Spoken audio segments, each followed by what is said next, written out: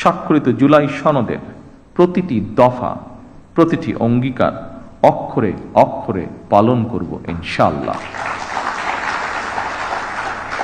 শুরু করেছি। দেশের অর্ধেকের বেশি নারী।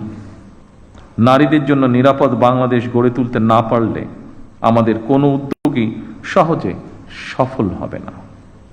এভাবে প্রতিটি সেক্টরকে চিহ্নিত করে সরকার কর্ম পরিকল্পনা বাস্তবায়নের কাজ এরই ভিতরে শুরু করেছে।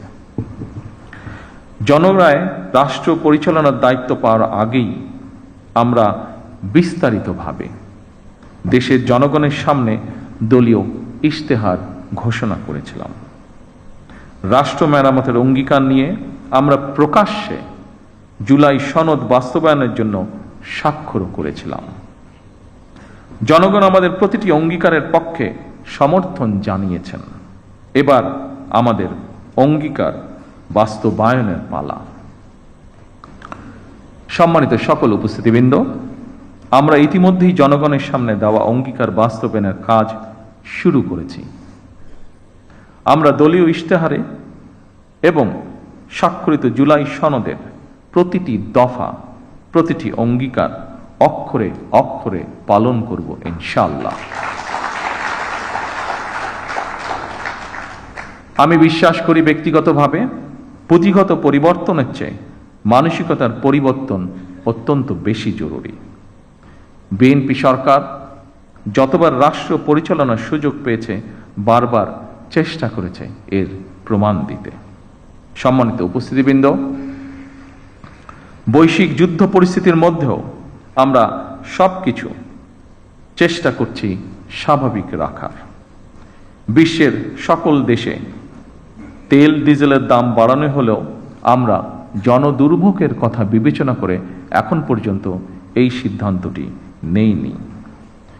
এই খাতে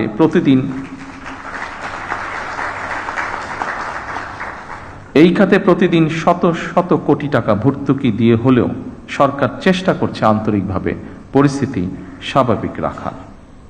জনগণের সুবিধা নিশ্চিত রাখতে সরকার সম্ভাব্য সকল প্রকার প্রচেষ্টা অব্যাহত রেখেছে। কারণ বর্তমান সরকার জনগণের দ্বারা নির্বাচিত একটি সরকার। বর্তমান সরকার জনগণের কাছে দায়বদ্ধ সরকার।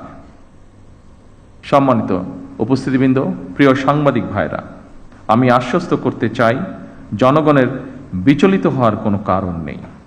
তবে আমরা যদি সকলেই রাষ্ট্রীয় আচার অনুষ্ঠানে বাহুল্যের বর্জন, এমনকি পারিবারিক পর্যায়েও যদি অমিতব্যয়িতা পরিহার করি,